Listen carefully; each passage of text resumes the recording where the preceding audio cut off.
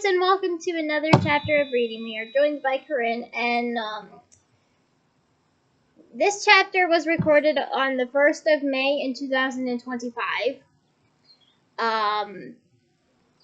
My area surrounding home has been in a power outage situation for more or less 3 days now. We don't know when power is coming back, but that's why I'm recording this early and when it's still like this, so I can actually see what I'm reading. Cause yeah, we literally have no power. So hopefully that gets resolved soon. But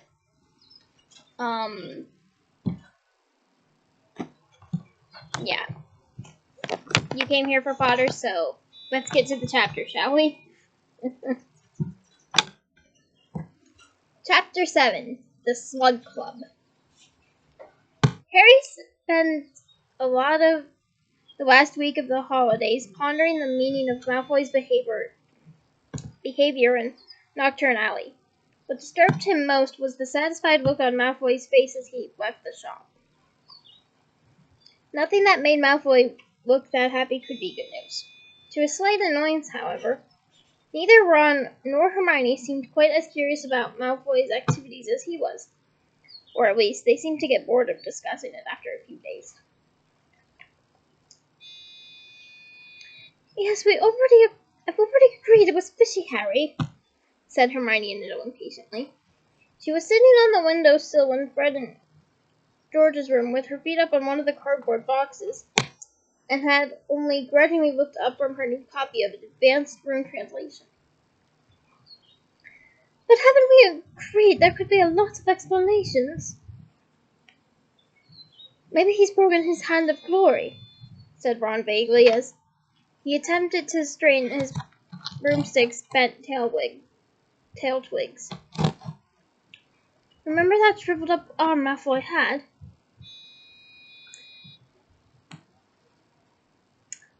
But what about when he said, "Don't forget to keep that one safe"? Asked Harry for the umpteenth time. That sounded to me like Borgin's got another one of the broken objects, and Malfoy wants both. You reckon? Said Ron, now trying to scrape some dirt off his broom handle. Yeah, I do, said Harry. When neither Ron nor Hermione answered, he said, Malfoy's father's an Azkaban. Don't you think Malfoy'd like revenge? Ron looked up, blinking. Malfoy? Revenge? What can he do about it? That's my point, I don't know, said Harry, frustrated. But he's up to something, and I think we should take it seriously. His father's a Death Eater, and... Harry broke off, his eyes fixed on the window behind Hermione, his mouth open. A startling thought just occurred to him. Harry, said Hermione in an anxious voice, what's wrong? Your scar's not hurting again, is it? Asked Ron nervously. He's a Death Eater, said Harry slowly. He replaced his father as the Death Eater.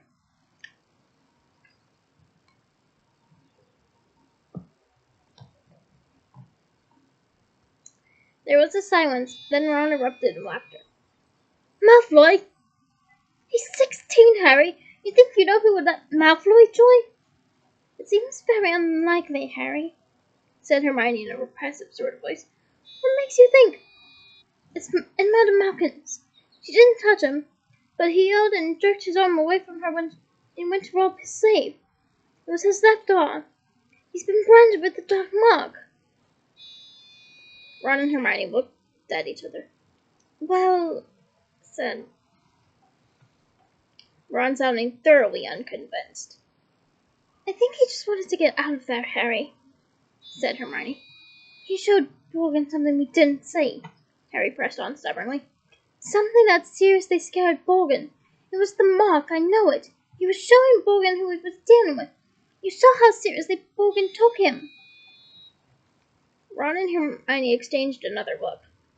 I'm not sure, Harry, Yeah, I'm not sure, Harry. Yeah, I still don't reckon you know who would let Malfoy join. Annoyed but absolutely convinced he was right, Harry snatched up a pile of filthy Quidditch robes and left the room.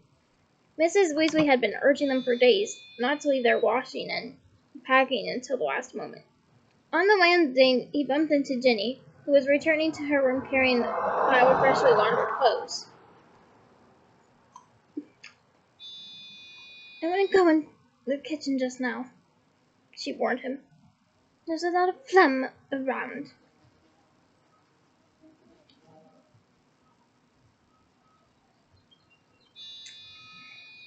I'll be careful not to slip in it, Harry smiled. Sure enough, when he entered the kitchen, it was to find Fleur sitting at the table, in full flow about plans for her wedding to Bill, while Mrs. Weasley kept watch over a pile of self-peeling sprouts, looking bad at him. Then I've only decided on 2 bridesmaids, Ginny and Gabrielle, very sweet together. I am thinking of dressing them in bare gold. Pink would of course be horrible with Ginny's hair. That's actually sound advice. Good job, Fleur. Fashion approved. Harry, said Mrs. Weasley loudly, cutting across Fleur's monologue.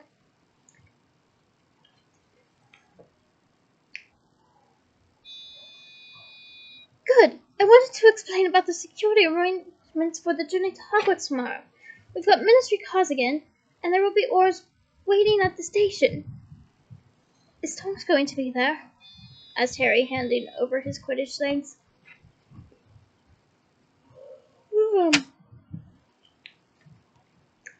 No, I don't think so. She's been stationed somewhere else from what wrong voice. No, I don't think so. She's been stationed somewhere else from what Arthur said. She has let herself go, that Tonks. For amused, examining her own stunning reflection in the back of a teaspoon. A big mistake if you ask.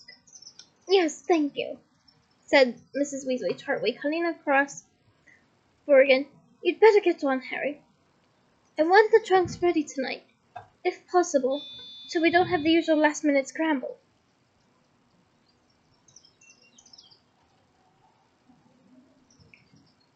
In fact, their departure the following morning was smoother than usual. The Ministry cars glided up to the front of the burrow to find them waiting, trunks packed, Hermione's cat Crookshank safely enclosed in his traveling basket, and Hedwig, Ron's owl Pidgewiggin, and Ginny's new purple pygmy pup Arnold in cages. Au revoir, Eric, said Fleur throatily, kissing him goodbye. Ron hurried forward, looking hopeful, but Ginny stuck out her foot and Ron fell, sprawling in the dust at Fleur's feet. Furious, red-faced, and dirt-spattered, he hurried into the car without saying goodbye.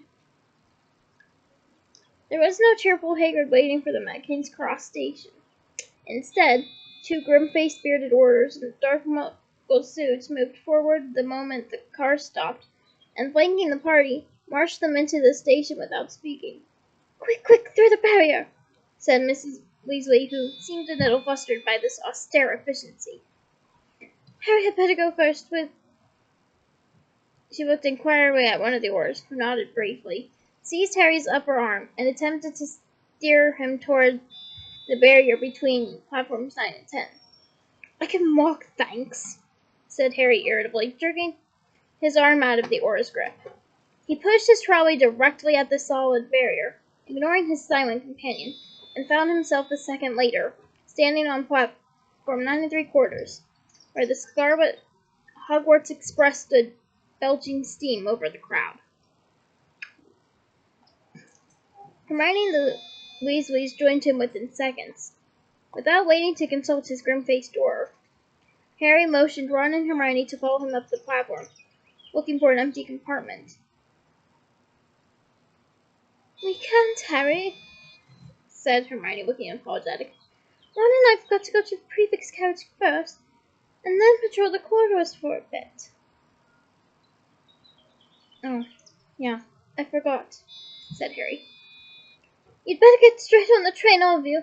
You've only got a few minutes to go, said Mrs. Weasley, consulting her watch. Well, have a lovely term, Ron.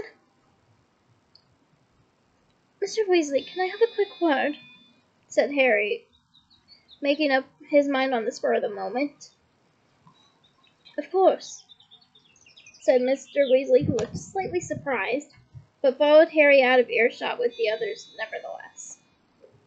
Harry had thought it through carefully and come to the conclusion that if he was to tell anyone, Mr. Weasley was the right person. Firstly, because he worked at the Ministry and was therefore in the best position to make further investigations. And secondly, because he thought there was not too much risk of Mr. Weasley exploding with anger. Good move, Harry. Good move. He could see Mrs. Weasley and the grim-faced dwarf casting the pair of them suspicious looks as they moved away. When we were in Diagon Alley, Harry began, but Mr. Weasley forestalled him with a grimace. Am I about to discover where you, Ron, and Hermione disappeared to while you were supposed to be in the back room of Fred and George's shop? How did you... Harry, please. You're talking to the man who raised Fred and George. Valid argument, Arthur. Valid argument. Yeah. Alright. We weren't in the back room. Very well then, let's hear the worst. Well, we followed Draco Malfoy. We used my invisibility code.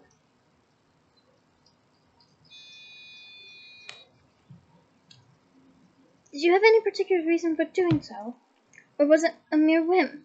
Because I thought Malfoy was up to something, said Harry, disregarding Mr. Weasley's look of mingled exasperation and amusement. He'd given his mother the slip, and I wanted to know why. Of course you did, said Mr. Weasley, sounding resigned. Well, did you find out why?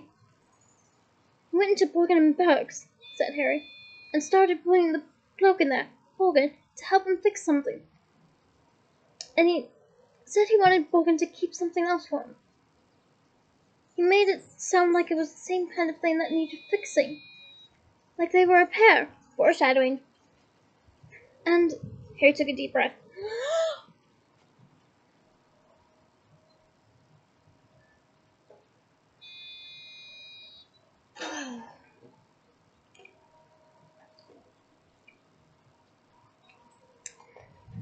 There's something else. We saw Malfoy jump about a mile when Madame Malkin tried to touch his left arm. I think he's been branded with a dark mark. I think he's replaced his father as a Death Eater. Mr. Weasley looked taken aback. After a moment, he said, Harry, I doubt whether you-know-who would allow a 16-year-old... Does anyone really know what you-know-who would or wouldn't do? Asked Harry angrily. And that's a good point, honestly. Mr. Weasley, I'm sorry, but isn't it worth investigating? If Malfoy wants something fixing, and he needs to threaten Borgin to get it done, it's probably something dark or dangerous, isn't it? I doubt it, to be honest, Harry, said Mr. Weasley slowly.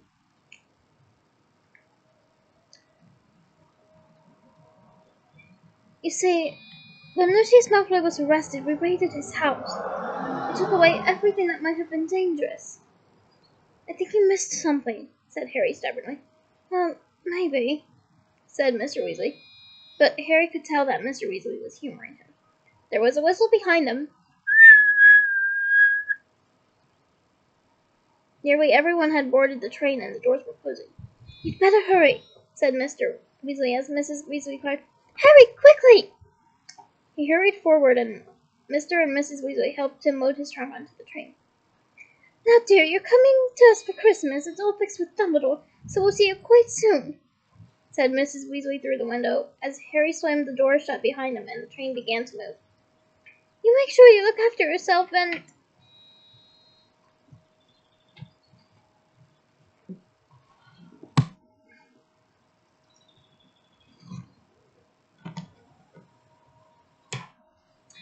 The train was gathering speed.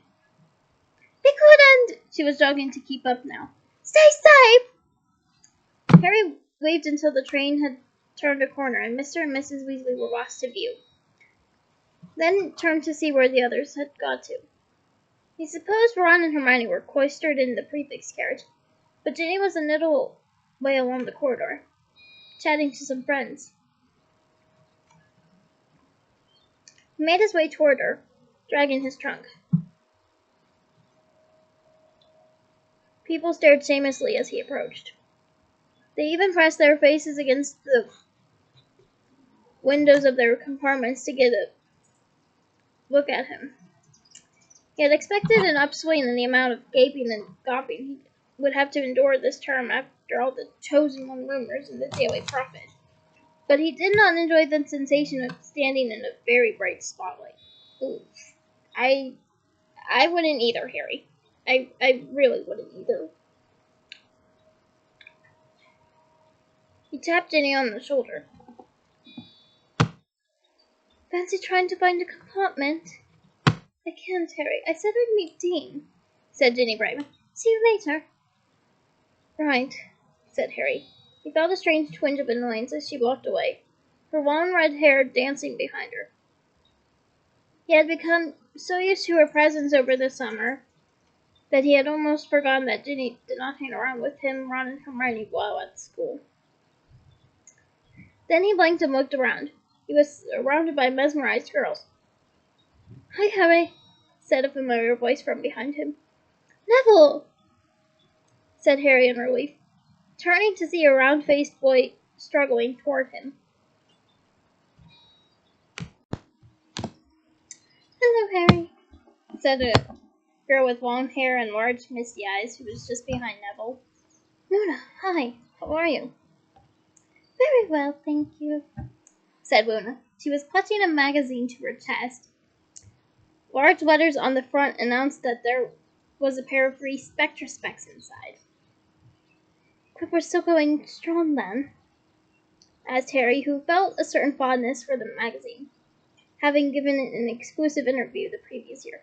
Oh yes, circulation's well up, said Luna happily. Let's find seats, said Harry, and the three of them set off along the train through hordes of silently staring students.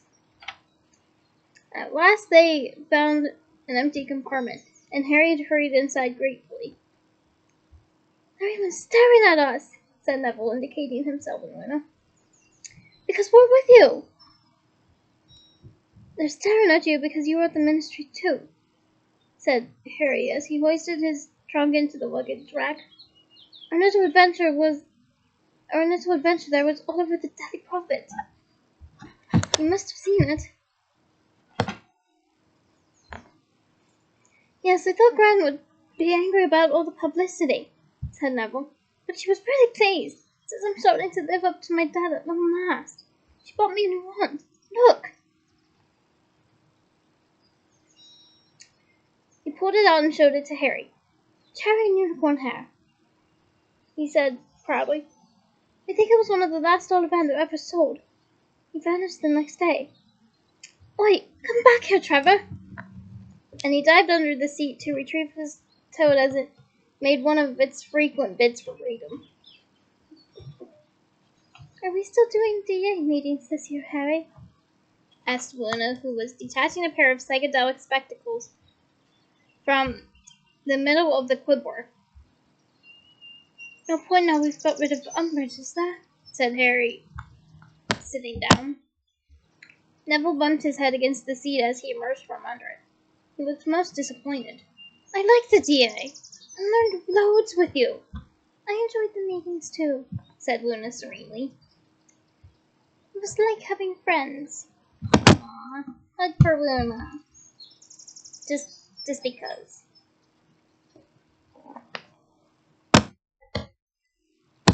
This is one of those uncomfortable things Luna often said and which made Harry feel a squirming mixture of pity and embarrassment. Before he could respond, however, there was a disturbance outside their compartment door. A group of fourth-year girls was whispering and giggling together on the other side of the glass. You ask him! No, you! I'll do it! And one of them, a bold-looking girl with large dark eyes, a prominent chin, and long black hair, pushed her way through the door. Hi, Harry.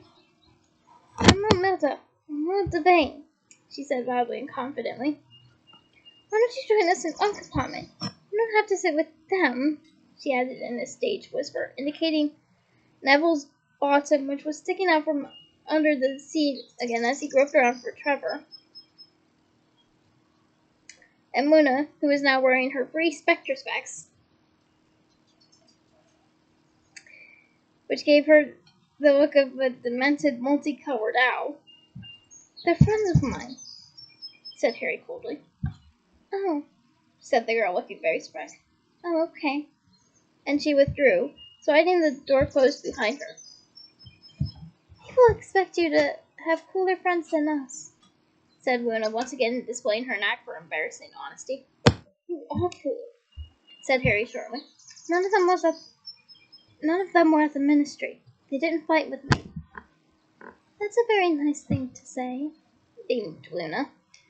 She pushed her spectre specs farther up her nose and settled down to read the clipboard. You didn't face him, though, said Neville, emerging from under the seat with fluff and dust in his hair and a resigned-looking Trevor in his hand. You did. You should hear my grand talk about you. That Harry Potter's got more backbone than the whole Ministry of Magic put together.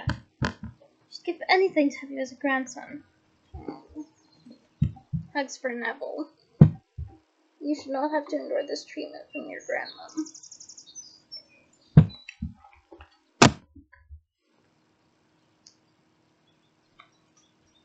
Harry laughed uncomfortably and changed the subject to our results as soon as he could. While Neville recited his grades and wondered aloud whether he would be allowed to take a transfiguration with only an acceptable, Harry watched him without really listening. Neville's childhood had been blighted by Voldemort just as much as Harry's had, but Neville had no idea how close he had come to having Harry's destiny.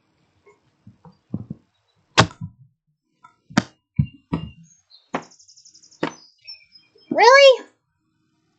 As mentioned in my rant with the Accordion chapter in Order of the Phoenix, there are 31 days in July. 31.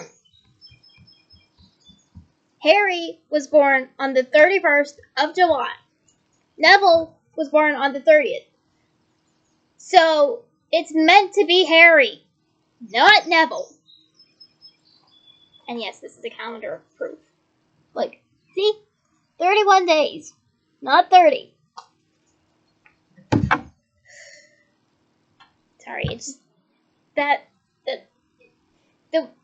it's just like, it frustrates me that people think Neville could be the chosen one when the prophecy explicitly stated, born as the 7th month died. As you have seen, with me showing you, there are 31 days in July, not 30. Therefore, it is meant to be Harry, not Neville. No exceptions! Sorry, it just frustrates me. Back to the chapter regardless. The prophecy could have referred to either of them, yet for his own scrutable reasons, Voldemort had chosen to believe that Harry was the one meant. You already know how I feel about that. Had Voldemort chosen Neville, it would be Neville sitting opposite Harry bearing the lightning-shaped scar and the weight of the prophecy. Or would it? Would Neville's mother have died to save him as Lily had died for Harry? Surely she would. But what if she had been unable to stand between her son and Voldemort? Would there have been no chosen one at all then? An empty seat where Neville now sat and a scarless Harry, who would have been kissed goodbye by his own mother, not Ron's. You're right, Harry. You look funny, said Neville. Harry started. Sorry, Expert got you? Asked Luna sympathetically, peering at Harry through her enormous colored spectacles. What? A Expert. They're invisible. They float through yours and make your brain go fuzzy, she said. I thought I felt one zooming around in here. She flapped her hands at thin air, as though beating off large invisible moths. Harry and Neville caught each other's eyes and hastily began to talk of Quidditch. The weather beyond the train windows was as patchy as it had been all summer. They passed through stretches of the chilling mist, then out into weak, clear sunlight. It was during one of the clear spells when the sun was visible almost directly overhead that Ron and Hermione entered the compartment at last. Wish the lunch trolley would hurry up. I'm starving, said Ron longingly, slumping into the seat beside Harry and rubbing his stomach. Hi, Neville. Hi, Luna. Guess what? He added, turning to Harry. Malfoy's not doing prefect duty. He's just sitting in his compartment with the other Slytherins. We saw him when we passed. Harry sat up straight, interested. It was not like Malfoy to pass up the chance to demonstrate his power as prefect, which he had heavily misused all the previous year. What did he do when he saw you? The usual, said Ron indifferently, demonstrating a rude hand gesture. Not like him, though, is it? Well, that is, he did the hand gesture again. But why isn't he out there bullying first years?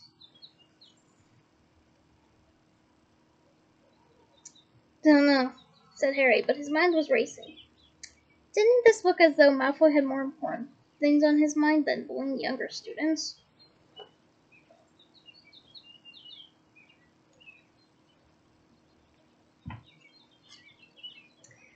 Maybe he preferred the Inquisitorial Squad, said Hermione. Maybe being a prefect seems a bit tame after that. I don't think so, said Harry. I think he's... But before he could expound on his theory, the compartments would open again and a breathless third year stepped inside. I'm supposed to deliver these to Neville Longbottom and Harry Potter, she faltered as her eyes met Harry's and she turned scarlet. She was holding out 2 scrolls of parchment tied with violet ribbon. Ooh, I'd like to use that ribbon in my hair, please.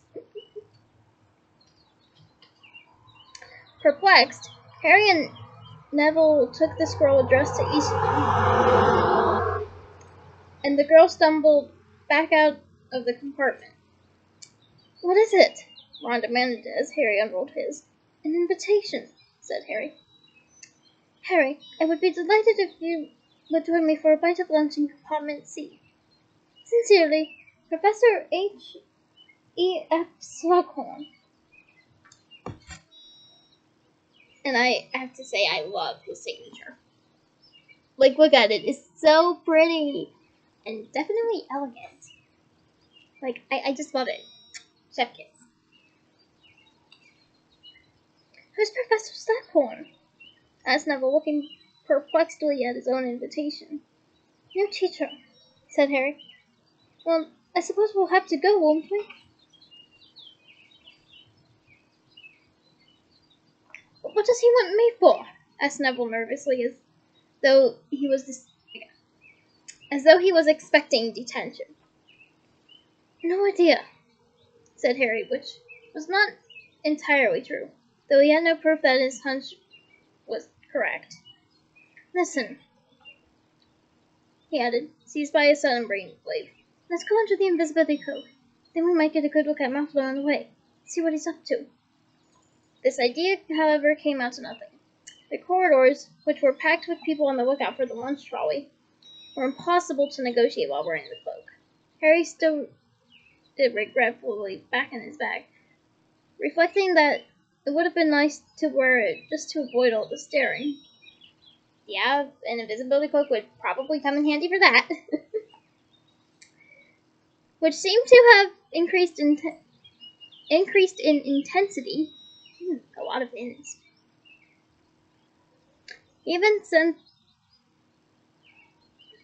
Ever since he had walked down the train. Every now and then, students were hurtled out of their compartments to get a better look at him. The exception was Cho Chang, who darted into her compartment when she saw Harry coming. As Harry passed the window, He saw her deep and determined conversation with her friend Marietta, who was wearing a very thick layer of makeup that did not entirely obscure the odd formation of pimples still etched across her face. Smirking slightly, Harry pushed on. When they reached compartment C, they saw at once that they were not Slughorn's only invitees. Although judging by the enthusiasm of Slughorn's welcome, Harry was the most warmly anticipated. "Harry, my boy," said Slughorn, jumping up at the sight of him, so that his great velvet-covered belly seemed to fill all the remaining space in the compartment. His shiny bald head and great silvery mustache gleamed as brightly in the sunlight as the golden buttons on his waistcoat. "Good to see you, good to see you. And you must be Mr. Longbottom."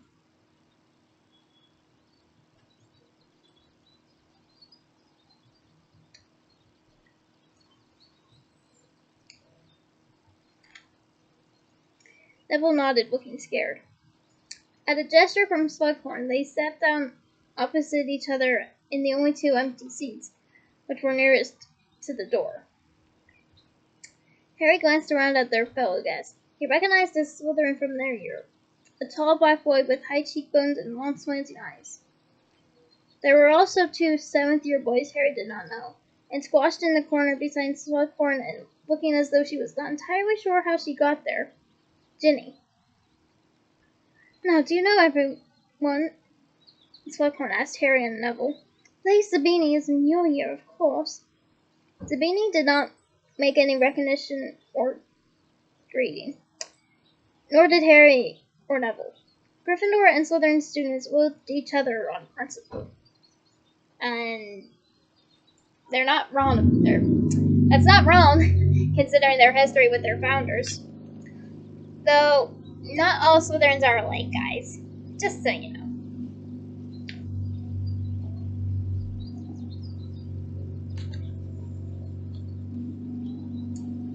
"This is Cormac McLaggen. Perhaps you've come across each other?" "No?" McLaggen, a large, wiry-haired youth, raised a hand, and Harry and Neville nodded back at him. "And this is Marcus Belby. I don't know whether—" Belby, who was thin and nervous-looking, gave a strange smile.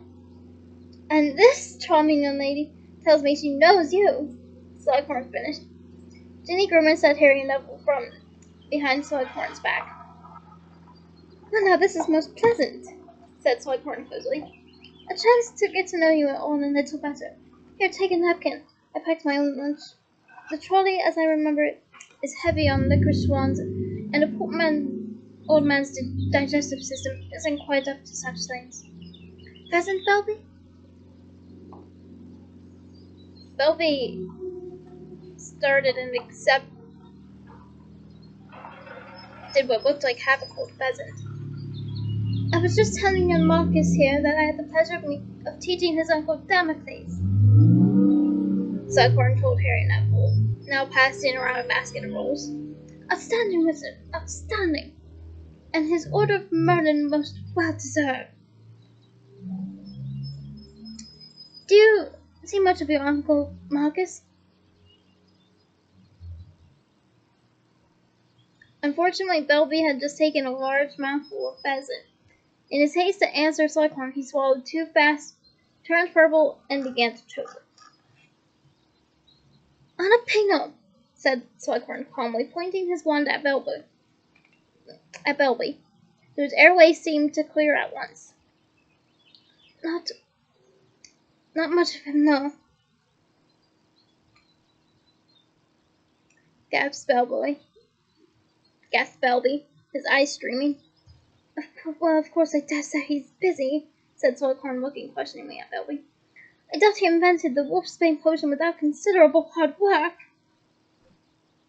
"I suppose," said Belby, who seemed afraid to take another bite of pheasant until he was sure that Slughorn had finished with him. He and my dad don't get on very well, you see, so I don't really know much about—"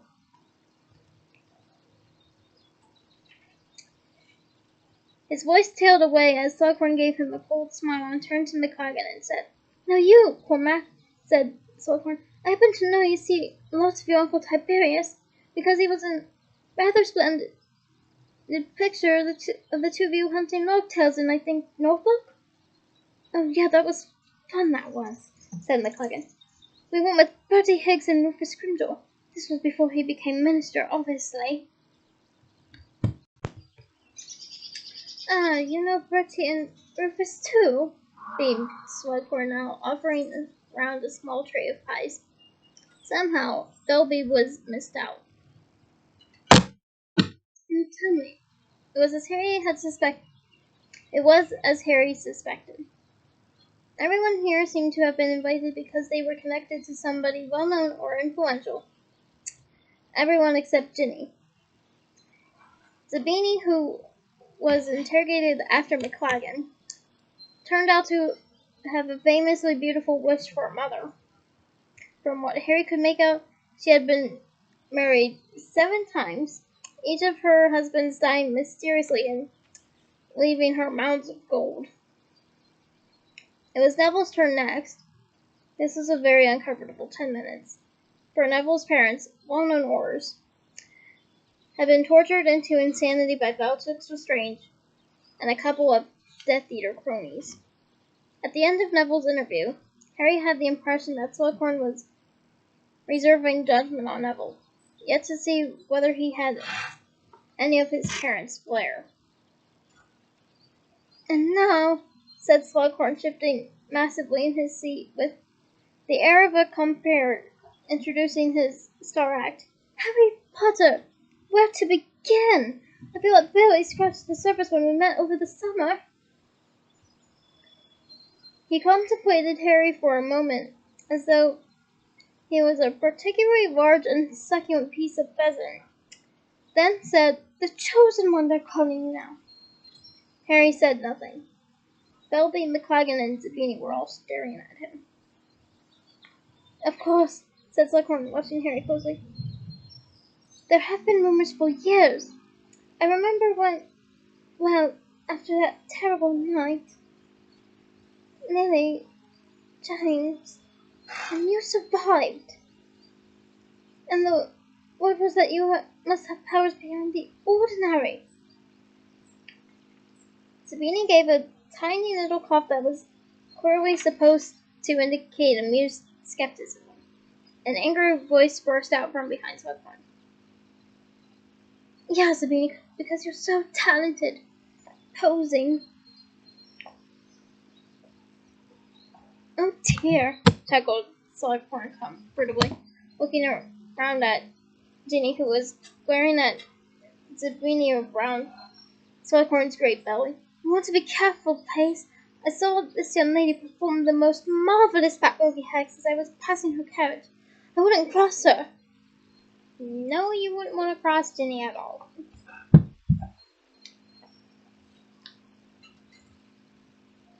Zabini merely looked contemptuous. Anyway, said Slughorn, turning back to Harry, such rumors are this summer. Of course, one doesn't know what to believe. The prophet has been known to print inaccuracies, make mistakes.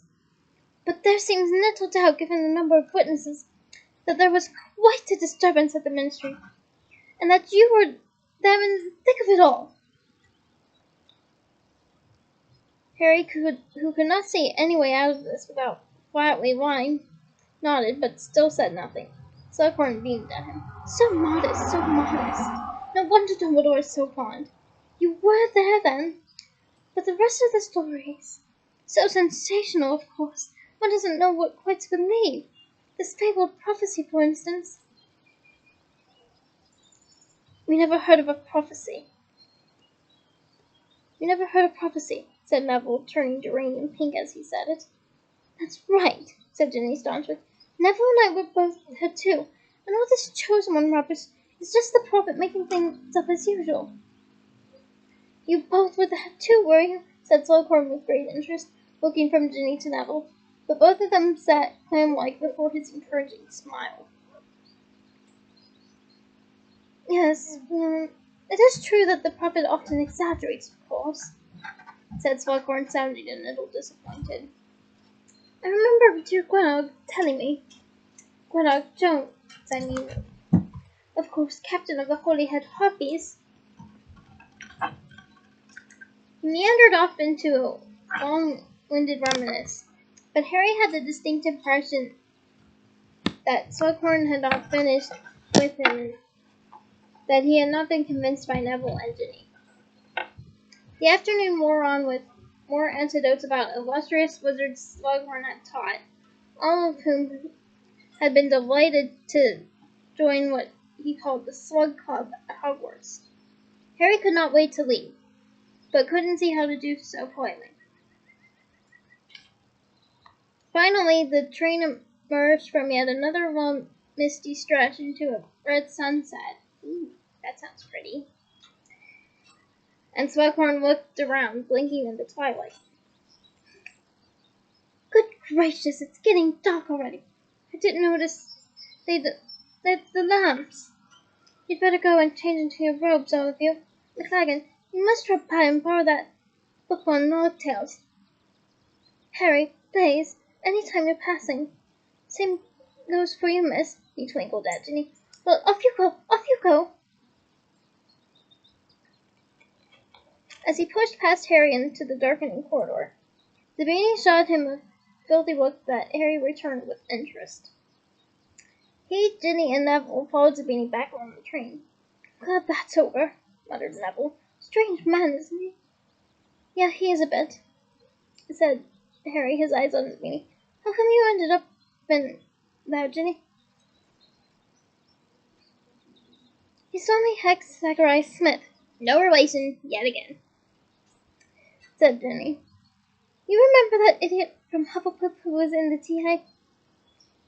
He kept on and on asking about what happened at the ministry, and in the end, he annoyed me so much I hexed him. When Slughorn came in, I thought I was going to get sent, but he just thought it was really good hex and invited me to lunch. Mad, eh?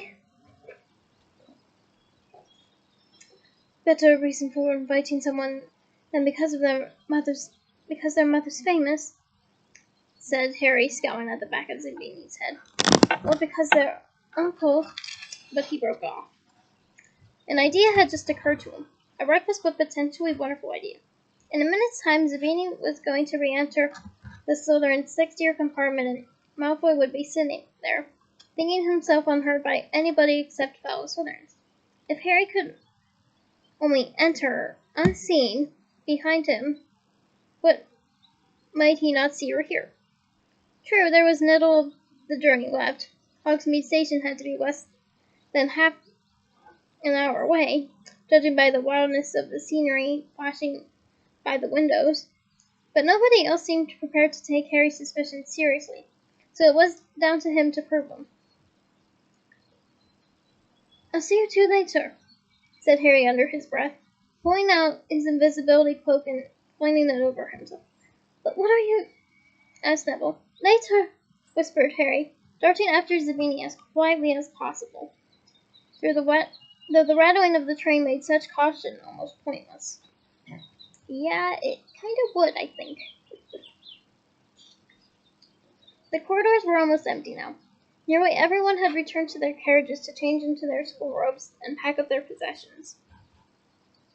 Though he was as close as he could get to Zabini without touching him, Harry was not quick enough to slip into the department when Zabini opened the door. Zabini was already sliding it shut when Harry hastily stuck out his foot to prevent it from closing. What's wrong with this thing? Said Zabini angrily as he smashed the sliding door repeatedly into Harry's foot. Ouch. Harry seized the door and pushed it open, hard.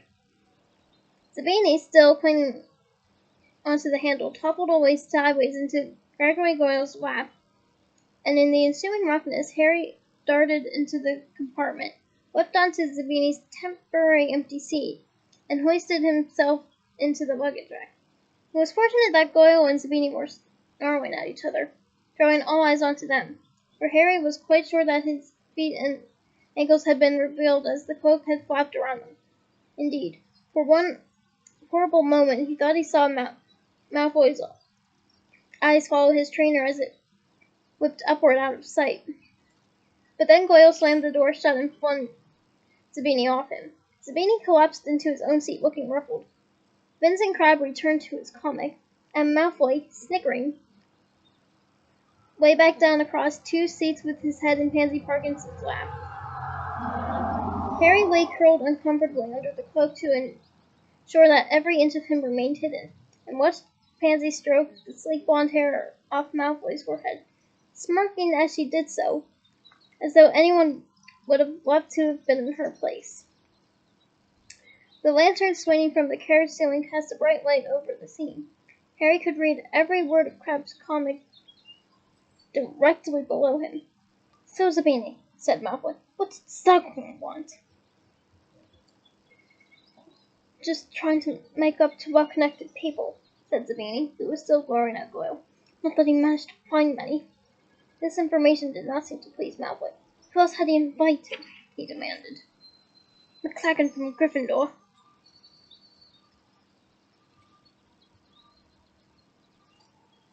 said Zabini. "Oh yeah, his uncle's big in the ministry," said Malfoy. "Someone else called Belby from Ravenclaw." "Not him, he's a prat," said Pansy. "And Longbottom, Potter, and that Weasley girl," finished Zabini. Malfoy sat up very suddenly, knocking Pansy's hand aside. "He invited Longbottom?" "Well, I assumed so, as Longbottom was there," said Zabini indifferently. "What's Longbottom got to interest Slughorn?" Zabini shrugged. "Potter, a precious Potter. Obviously he wanted to look at the chosen one," sneered Malfoy. "But that Weasley girl, what's so special about her?"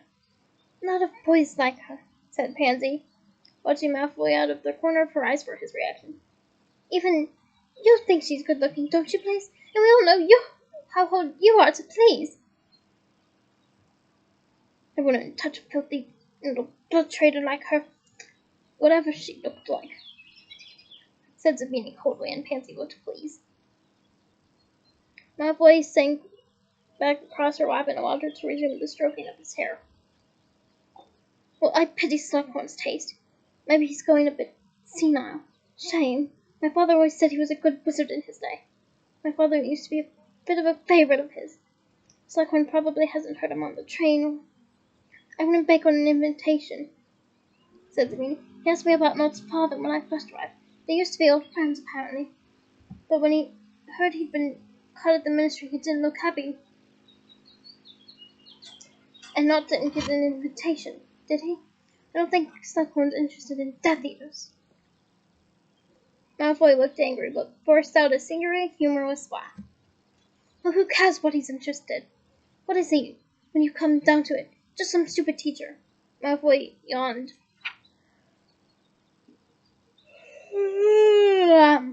Good timing.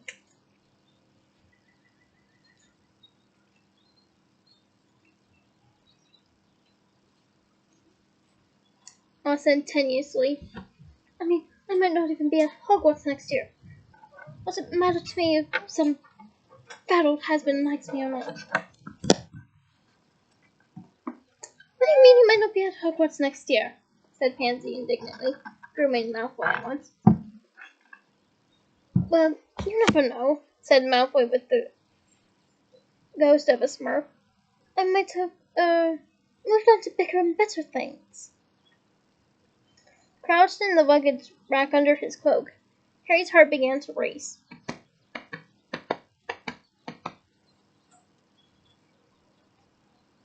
What would Ron and Hermione say about this? Crabbe and Goyle were gawping at Malfoy. Apparently they had no inkling of any plans to move on to bigger and better things. Even Zabini had a look of curiosity to mar his haughty features. Pansy resumed the slow stroking of Malfoy's hair, looking dumbfounded. "Do you mean him?" Malfoy shrugged.